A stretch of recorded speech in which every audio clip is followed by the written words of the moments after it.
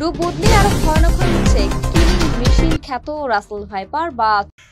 প্রিয় দেশবাসী, আপনারা জানেন রাসেল ভাইপার সাপ সারা বাংলাদেশে ছড়িয়ে গেছে। তো আমাদের সংসদ সদস্য মোহাম্মদ জিয়াউর রহমান বলেছে সংসদে রাসেল ভাইপার সাপ নিয়ে যেন তদন্ত কমিটি করা হোক। মাননীয় প্রধানমন্ত্রীর নিকটতম বলেছে। তো মাননীয় প্রধানমন্ত্রীর কাছে আমাদের জনগণের দাবি, সারা বাংলাদেশের জনগণের দাবি যে রাসেল ভাইপার সারা বাংলাদেশে ছড়িয়ে গেছে। তো অবশ্যই আপনারা দেখভাল করবেন এবং তদন্ত করে রাসেল ভাইপার সাপের ছবল থেকে জনগণকে বাঁচাবেন। আর সবাই জনগণ জেনে এই রাসেল ভাইপার সাপ থেকে আমরা ছবল থেকে জেনে মুক্তি পাই। তো অবশ্যই আপনারা ভিডিওটি বেশি বেশি করে শেয়ার করে দিবেন আর রাসেল ভাইপার সাপ থেকে আমরা জেনে মুক্তি পাই।